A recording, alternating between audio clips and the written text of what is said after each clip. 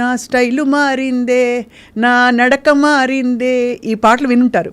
ఇదొకటే కాదు, నేనేమో ప్రియురాలిని ఏసే నా ప్రియుడు, ఈ పాట కూడా వినుంటారు.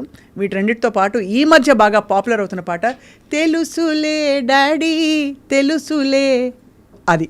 So I have with me the lovely Prasanna బోల్డ్ గారు. Let's talk to her. Prasanna గారు నమస్తే, thank you so much for joining us. Swapna గారు, thank you for inviting me. You are a lovely beautiful soul. Thank you. అస్సలు ఎక్కడా దాపరికం లేకుండా మీరు వచ్చినది రాసేస్తారు పాట. ఆ గిఫ్ట్ ఎలా వచ్చింది ప్రసన్న గారు మీకు? అది నా పెయిన్లో నుండి వచ్చేసిందండి, నా బాధల్లో నుండి, నా కష్టంలో నుండి వచ్చేసినాయి ఆ పాటలు అంతే. సో ఇంత పాపులర్ అయ్యాయి మీ పాటలు, ఎలా ఫీల్ అవుతున్నారు మీరు? చాలా సంతోషం. అనేక మందికి అందుతుంది. ఒకవేళ అది ట్రోల్ చేసినప్పటికీ మెయిన్ అందులో ఉన్న అర్థం ఏంటో చాలా మందికి అది రీచ్ అవుతుంది. అవును, మీమ్స్ చాలా చేశారు. బట్ నేను ఒకటే అనుకుంటాను, మరి ఎంత పాపులర్ అయితే మీమ్స్ చేస్తుంటారు వాళ్ళు. ఆ పాట ఎంత బాగా నచ్చితే, అది ఇప్పుడు అన్ని పాటలు మీరు చేయలేదు కదా, నేను అదే అనుకుంటాను. రెండోది చక్కగా హాయిగా వాడుక భాషలో ఉంటాయి మీ పాటలన్నీ. అవునండి. ఏమిటి ప్రసన్న గారు యేసయ్యతో మీ కనెక్షన్ ఏంటి? అంటే పుట్టుకతో అలా ఒక మతంలోనో ఒక విధానంలో పుట్టడం వేరు, బట్ ఇలాంటి కనెక్షన్ రావడానికి వాట్ వాజ్ యువర్ ఎక్స్పీరియన్స్? స్వప్న గారు, నిజమే మీరు అన్నట్టు ఏదో పుట్టుకతో వచ్చినది కాదు ఇది. నేను 18 సంవత్సరాల వయసులో యాక్చువల్గా లవ్ ఫెయిల్యూర్ నాది. ప్రేమ అంటే చాలా జెన్యున్గా ప్రేమిస్తాను నేను ఎవరినైనా. సో నేను ఆ వయసులో, అంటే యాక్చువల్గా ఆ టైంలో మనకు పెళ్ళి అన్న దాని గురించి అంత అవగాహన ఉండదు, కానీ ఆ ఏజ్ డేంజర్ ఏజ్. సో ఆ టైంలో నేను ప్రేమించినప్పుడు ఆ వ్యక్తి విదిన్ 1 monthలో ఇంకొక అమ్మాయిని ప్రేమించడం జరిగింది. అది నేను భరించలేకపోయా. అంటే ఒక్కసారిగా నేను బ్రేక్ అయిపోయా. నేను ఎప్పుడు అనుకునేది, ఒక అద్దం పగిలినా మనసు పగిలినా ఇది అతుక్కోదు అన్నట్టు. ఆ టైంలో అంటే నేను బై బర్త్ నాకు తెలుసు యేసుప్రభు, కానీ ఎప్పుడైతే నేను బ్రేక్ అయ్యానో ఆ టైంలో నేను చనిపోవాలనుకున్నా. ఎందుకమ్మా? లవ్ ఫెయిల్యూర్ అన్నాక మీరు చూసారు కదా ఎంత ఫెయిల్యూర్ అంటే ఏమిటి? మీ వైపు నుంచా అటువైపు నుంచా పరిస్థితిని ఎలా అర్థం? యాక్చువల్గా అటువైపు నుండి ప్రపోజల్ నేను యాక్సెప్ట్ చేశా, కానీ నా విదిన్ 1 monthలో ఇంకొక అమ్మాయిని ప్రేమించేసి నన్ను వదిలేస్తే, అంటే ఆ ఏజే అట్లాంటిది. బట్ అటు సైడ్ నుండి నాకు అటువంటి సిచ్యువేషన్ ఎదురవ్వగానే చాలా బ్రేక్ అయిపోయినా స్వప్న గారు. ఆ టైంలో అంటే మీరు ఇప్పుడు కూడా చూస్తుంటారు, లవ్ ఫెయిల్యూర్ అయితే ఎంతగా వాళ్ళు సఫర్ అవుతారనేది. అట్లాంటి ఏజ్లో అటువంటి సఫరింగ్ నాకు వచ్చినప్పుడు సడన్గా యేసుప్రభు నన్ను ప్రేమించాడు. మీరు ఆలోచించండి, ప్రేమ ఫెయిల్యూర్ నాది. ప్రేమ అంటే ఎట్లుంటుందో నాకు అర్థమైంది, ఒక వ్యక్తి మీద ప్రేమిస్తే ఎట్లుంటుందో అర్థమైంది. కానీ చిన్నప్పటి నుండి ఏదో నామినల్గా మొక్కుతున్న ఈ దేవుడు నన్ను ప్రేమించి నా కొరకు ప్రాణం పెట్టినాడంటే ఒకలాంటి ఏదో అయ్యింది నా లోపట. ప్రాణం పెట్టేంతగా ఎవరు ప్రేమిస్తారు? అందుకే ఆ 18 yearsలోనే ప్రాణం ఇచ్చేంత వరకు నిన్నెవరైనా ప్రేమించిరా, చేతులు చాచిన ఆ యేసు ప్రేమ చులకనగా మారేనా. సృష్టికర్త యేసే జననము నొందే, ఓ పాపము నుండి నిన్ను విడిపించను. అప్పుడు రాశా. అంటే ఆ టైంలో ఈ ప్రేమ అర్థమయ్యి ట్రూ కనెక్షన్ వచ్చింది స్వప్న గారు నాకు. 18 yearsలో ట్రూగా నాకు అర్థమైంది. అంటే ఏదో తాకి చూసినట్టు, ఒక వ్యక్తిని టేస్ట్ చేసి, మనం ఒక పండుని టేస్ట్ చేసి ఎట్లుంటుందో చెప్తాం, అట్లాగో రుచి చూసి తెలుసుకున్న యెహోవా ఉత్తముడని అప్పుడు.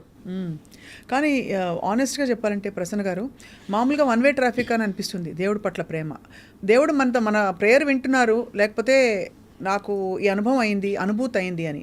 ఇదేదో నేను వాక్యం చెప్పమనో, లేకపోతే దాన్ని ఏమంటారు, ఒక ఎక్స్పీరియన్స్ చెప్తే ఏమంటారు, దాన్ని ఏమంటారు, వాక్యం చెప్పడమేనా ఏంటి, ఎక్స్పీరియన్స్ చెప్పడం, అనుభవం చెప్పడం, అదే అలా అడగట్లేదు. బట్ మీకు హౌ డిడ్ యూ ఫీల్ ఆ కనెక్షన్? యాక్చువల్గా మీరు 1 way ప్రేయర్ వింటున్నారని, వన్ వే ఏమన్నారు మీరు ఇప్పుడు? 1 way ట్రాఫిక్ అన్నారు కదా. యాక్చువల్గా దేవుడిది 1 way లవ్. ఆయనను మనం ప్రేమిస్తున్నాడు, కానీ మనం పట్టించుకుంటలేము ఆయనని. యాక్చువల్గా మనది కాదు 1 way, ఆయనది 1 way.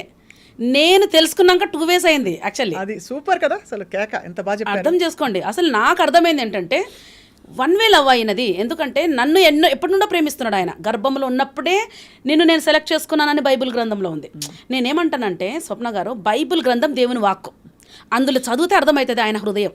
సో ఆయన హృదయం ఏముంది, గర్భంలో ఉన్నప్పుడే నేను నిన్ను ఏర్పరచుకున్నా అంటే అప్పటి నుండి ప్రేమిస్తున్నాడు. బట్ నాకు తెలిసింది 18 yearsలో. సో వన్ వే లవ్ వచ్చేసి దేవుడిదే, మనది కాదు. నేను తెలుసుకున్నాక 2 ways ఆయనకు నేను దొరికిన. చాలా బ్యూటిఫుల్. మీరు తెలుసుకున్నాక అది 2 way అయింది, కనువిప్పు అయింది మీకు. సో మానవ ప్రేమల మీద అప్పుడు పోయాయి నమ్మకాలు మీకు? 100% పోయినాయండి. అప్పుడే రాసా నేను. ఫస్ట్ పాట అండి నాది. ఈ లోక ప్రేమంతా నటనేనయ్యా, ఈ లోక కరుణంత క్షణికమే నయా, ముదిమి వచ్చు వరకు నన్ను ఎత్తుకొందువా హత్తుకొందువా, హృదయనాథ నిన్ను నేను విడువానయా నీ ప్రేమ. అప్పట్లో నాకు ట్యూన్స్ రావు, ఈ ట్యూన్ పెట్టి నేను ఈ పాట రాసుకున్నాను. చాలా బాగుంది. యాక్చువల్గా నాకు ట్యూన్స్ వచ్చేవి కాదు. సో ఈ పాట పెట్టేసి హృదయనాథ నేను విడువనయ్యా, నీ ప్రేమ నేను ఎన్నడూ మరవనయ్యా అని అప్పుడు రాసుకున్నాను. ఇప్పుడు మీరు ఎప్పుడైతే తెలుసుకున్నారో ఆ తర్వాత మీ నేచర్లో పరివర్తన వచ్చిందా, మీ పరిస్థితుల్లో పరివర్తన వచ్చిందా, లేక ఎలా మీరు ముందుకు వెళ్ళారు? లైఫ్ ఎలా ప్లాన్ చేసుకోవాలంటే, బికాస్ ఎంత దేవుణ్ణి ప్రేమించినా కూడా లౌకికంగా బతకాలి కదా. మనిషి ఒక తోడు కావాలి, ఒక నీడ కావాలి, ఒక ఉద్యోగం కావాలి, ఇవన్నీ ఎలా తెలుసుకున్నారు? యాక్చువల్గా స్వప్న గారు దేవుడు ఎంత క్లోజ్ ఉంటారంటే, అందుకే నేను అంటున్నా దేవుని వాక్ వచ్చేసి బైబిల్. మనం బైబిల్ చదువుతుండగా ఎగ్జాక్ట్లీ మాట్లాడతారు, ఆయన మాట్లాడతారు. సో నేను లౌకికంగా బ్రతకడానికి లీడింగ్ అంతా నాకు బైబిలే. ఎట్లా బ్రతకాలి, ఎట్లా చేయాలి. ఒక టైం వచ్చింది, ఒక సైడ్ దేవుని ప్రేమిస్తున్నా, కానీ ఇంకొక సైడు నాకు అతడే కావాలని ప్రేయర్ చేస్తున్నా. అంటే నా ఉద్దేశం ఏంటంటే దేవుణ్ణి లాగి ఆయనని ఇప్పించుకోవాలా. యాక్చువల్గా దేవుడు మన ప్రకారం మారడు, ఆయన ప్రకారం మనం మారాలి. హీ విల్ వెయిట్, అంతవరకు వెయిట్ చేస్తాడు మన కొరకు, కానీ వదలడు ఆయన. అది చాలా ఇంపార్టెంట్ అండి. అందుకే నేను ఆ టైంలో ఒకటి కనుక్కున్న దేవుని నేచర్లో ఒకటి కనుక్కున్నా.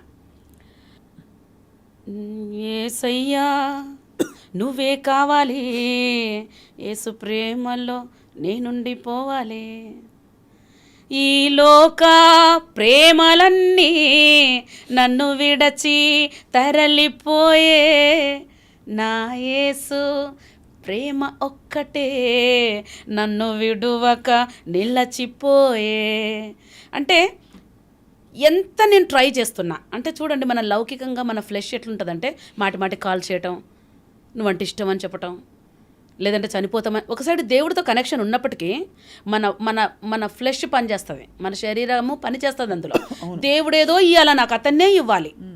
ఆ టైంలో నేను కనుగొన్నది ఏంటంటే, మనిషి ప్రేమ ఏదో అంత ఈజీ కాదు. మనకంటే బాగా ఇప్పుడు పెన్నులు మారుస్తాం చూడండి, మన పెన్స్ మంచి పెన్ను వస్తే పాత పెన్ను పడేసి కొత్త పెన్ను తీసుకుంటాం. మనిషి ప్రేమ అంతే. ఫస్ట్ ప్రేమ చూపించిన తర్వాత ఇంకో దానికంటే మంచిది వస్తే వెళ్ళిపోతుంది, కానీ నా దేవుడి ప్రేమ మాత్రం నిలిచిపోతుంది, స్థిరంగా అలా ఎప్పుడు స్థిరంగా నిలిచిపోతుందండి అసలు. సో నాకు అప్పుడు నేను అప్పుడు LLB చేస్తున్నాను తిరుపతిలో. చాలా ఏడ్చా. 3 సంవత్సరాల నుంచి ఏడుస్తున్నా, 7 సంవత్సరాల నుంచి ఏడుస్తున్నా. నాకు జవాబు ఇవ్వవా అంటే, జవాబు ఇవ్వడం అంటే నా దృష్టిలో అవతల నుంచి నాకు కాల్ రావాలా, అది ఇస్తేనే దేవుడు. కానీ దేవుడు ఆయన మన స్వభావంలో మారలేడు. ఆయనది చాలా స్టాండర్డ్ ఉంటుంది ఆయన స్వభావం. మనం ఆయన స్టాండర్డ్లోకి వెళ్ళాలా, అంతవరకు వెయిట్ చేస్తాడు దేవుడు. సో మీరు ఆ స్టాండర్డ్లోకి ఎలా వెళ్ళారు? ఫైనల్ ఎట్లా వెళ్ళానంటే, ఆ రోజు బాగా ఏడ్చానండి. ఏడ్చి ప్రార్థన చేసినాక బైబిల్ అతని ఫోన్ కాల్ రావాలని. అంతే కదా, దేవుని ఎందుకు మొక్కుతారండి? పలానా కోరిక తీరుస్తావా, అంతే కదా. కానీ దేవుడు అట్లా కాదు, దేవుని నేచర్ అది కాదు.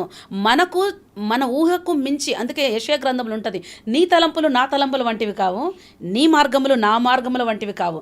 ఆకాశమునకు భూమి ఎంత అంటే భూమికి ఆకాశం ఎంత ఎత్తుగా ఉన్నదో అంత ఎత్తుగా నీ గురించి నాకు తలంపులు ఉన్నాయి. ఆలోచించండి, మనం కింద అడిగితే, మీరు ఒక మదర్గా మనము పిల్లలు చీప్ క్వాలిటీ అడిగితే కొనిస్తామా? మన లెవెల్కే కొనిస్తాం కదా. దేవుడికి ఇంకా ఎంత ఉండొచ్చు, ఆయన లెవెల్కి ఇస్తాడు మనకు. అవును. అందుకని నేను ఆ రోజు ప్రార్థన చేస్తూ బైబిల్ ఓపెన్, అందుకే నేను అంటున్నా వాక్యమే నాతో మాట్లాడింది. అక్కడ ఏముందంటే ప్రసంగిలో ఉంటుంది, చూలాలి గర్భమందు ఎముకలు ఎలాగూ ఎదుగుచున్నవో నీకు తెలుసా? తెలీదు డాడీ అన్న, చాలా న్యాచురల్గా. గాలి తూర్పు నుండి వచ్చి పడమటికి ఎట్టెళ్తుందో తెలుసా? నో అన్న. అలాగే సమస్తమును జరిగించు నా చిత్తమును నువ్వు ఎరుగవు. అప్పుడు వెంటనే అనిపించింది ఆయన చిత్తం ఏదో ఉంది, నేను కొంచెం నోరు మూసుకోవాలనిపించింది. అట్లాగూ నేను మారిన. ఏదైనా జరగకపోతే భగవంతుడి చిత్తం, దేవుడి చిత్తం అదండి. ఇప్పుడు ఆప్షన్స్ ఉంటాయి మనకు. మన తెలంగాణ ముఖ్యమంత్రి ఎవరు అని ఒక ఆప్షన్ ఇస్తారు. ఒకటి జగన్, రెండు వచ్చేసి రేవంత్ రెడ్డి గారని. మనం రేవంత్ రెడ్డి గారు ఎస్ ఆర్ నో అని వచ్చినప్పుడు ఎస్ అని ఇస్తాం, లేదు జగన్ అన్నప్పుడు నో అని ఇస్తాం. రెండు కరెక్టే కదా. ఒకసారి దేవుడు ఒక నో చెప్పడంలో ఒక ఎస్ కూడా ఉందంటారు. అంతే. ఇప్పుడు నో అని కొన్ని ఆప్షన్స్కి రైట్ అవుతుంది, కొన్ని ఆప్షన్స్కి ఎస్ అనేది రైట్ అవుతుంది. నో అని మనము టిక్ వేసినా కూడా దానికి మార్కులు వస్తాయి కదా. దేవుడిది కూడా అంతే. ఒక్కోసారి నో అని చెప్పినప్పుడు అది నో అంతే, ఎస్ అని చెప్పినప్పుడు ఎస్. అవి రెండు దేవుడి నుండి వచ్చినవే. మనకు మంచి ఏదో ఆయనకు తెలుసు కదా స్వప్న గారు. ఆ నమ్మకం, ఆ బాండ్ ఉండాలి అంతే కదా. ఆ బాండ్ వచ్చేస్తుందండి ఆటోమేటిక్గా. ఎందుకంటే ఇది సూపర్ న్యాచురల్గా వస్తుందండి, న్యాచురల్ కాదు ఇది. బ్యూటిఫుల్గా చెప్పారు ప్రసన్న గారు. సూపర్ న్యాచురల్ అంటే ఇది ఏదో మనం న్యాచురల్గా ట్రై చేసి పొందుకునేది కాదు, ఇది దైవికంగా రావాల్సిందే. అది సూపర్ న్యాచురల్ అంటారు దాన్ని. అంతే. ఇంకా ఆయన ఎంత ప్రేమిస్తాడో ఆయన చెప్పుకుంటాడు మనకు. అప్పుడు తెలిసిపోతుంది. తెలిసినప్పుడు ఆనంద బాష్పాలు వచ్చేస్తాయి అంతే, ఆయన ప్రేమ తెలిసినప్పుడు అంతే. నాకు ఎప్పుడు ఒక డౌట్ ప్రసన్న, మీరు చెప్పండి. మీరు నేనేమో ప్రియురాల్ని, యేసే నా ప్రియుడు అని రాశారు.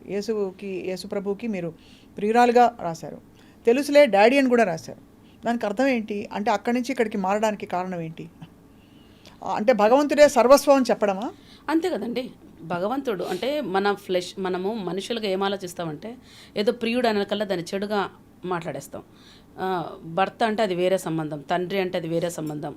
అట్లా మనము మనుషులుగా చేసుకుంటున్నాం. కానీ అది ఒక బాధ్యతగా మనం తీసుకుంటే బైబిల్లో ఒక మాట ఉంటుంది, నిన్ను సృష్టించిన వాడు నీకు భర్త అయి ఉన్నాడు అని ఉంటుంది. భర్త అంటే ఫిజికల్కి వెళ్ళదు. భర్త భరించేవన్నీ నీ గురించి ఆయన భరిస్తాడు. ఇప్పుడు ప్రియుడు అంటే అంతగా ప్రేమించటం నేను చూడలేదు. మరి మనుషులందరూ వాడుకొని తప్పును వదిలేసేటోడు, నా దేవుడు నేను ఆయనకి ఏమి చేసినానని అంత ప్రేమిస్తున్నాడు. ఆయన సృష్టి కాబట్టి, ఆయన కడుపాత్రం కాబట్టి మనల్ని ప్రేమిస్తున్నాడు. సో అందుకని ఆయన ప్రియుడు, ప్లస్ ఆయన భర్త, ఆయన తండ్రి, ఆయన సహోదరుడు, అన్ని బాధ్యతలండి అవి. ఒక ఫ్రెండ్, అన్ని రకాలుగా ఆయన ఉండగలుగుతాడు. అలా మరి అవన్నీ ఒక సోర్స్ నుంచి మనకు వస్తున్నప్పుడు మరి మానవ సంబంధాలలో ఉండే సార్థకత కానీ అవసరం కానీ ఏమిటి? అంటే అది భార్యాభర్తలు కావచ్చు, తల్లి పిల్లలు కావచ్చు, ఇంకా లేకపోతే ఇంకా బంధుమిత్రులు, ఫ్రెండ్స్ కావచ్చు. ఏమిటి మీరు తెలుసుకున్నది ఏమిటని? అంటే సంబంధాలు అనేటివి దేవుడు పెట్టినవే కదండి. వాటిని ఏంటి ధర్మబద్ధంగా మన బాధ్యతలు తీర్చుకోవడానికి, అంతేనా? ప్రేమగా ఉండడానికి అందరితో అంతే. అది ఒక పాత్ర. ఇప్పుడు మనము ఒక ఫిల్మ్ చూస్తాం, ఒక పాత్రని బాగా పోషించినారు అని చెప్పేసి రెమ్యునరేషన్ ఇస్తారు, అవునా? ఇప్పుడు చిరంజీవి, విజయశాంతి ఉన్నారు. శుభం కాడు పడినాక నువ్వు నా భార్య నా అనగలుగుతాడా? అది కేవలం ఒక పాత్ర, భూమిది అంతే. మనం చనిపోయినాక భార్య భర్తల సంబంధం ఉండదు అక్కడ, అందరూ దేవదూతల్లాగా ఉంటారని ఉంది అక్కడ. అంటే ఇక్కడ ఉన్నప్పుడు భార్యగా మన పాత్ర ఏంటి? పర్ఫెక్ట్గా చేస్తున్నామా? భర్త పాత్ర పర్ఫెక్ట్గా చేస్తున్నాడా? పిల్లలు తల్లిదండ్రులకు పర్ఫెక్ట్గా ఉంటున్నారా? ఇవన్నీ పాత్రలుగా దేవుడు సృష్టించాడు. వీటిని మనం పర్ఫెక్ట్గా చెయ్యాలి. అప్పుడు రెమ్యునరేషన్ అక్కడ ఉంటుంది. ఆ రెమ్యునరేషన్ ఏంటంటే బలా నమ్మకమైన నా దాసురాలా అని అక్కడ ఆయన మెచ్చుకుంటాడు. అట్లా బ్యూటిఫుల్.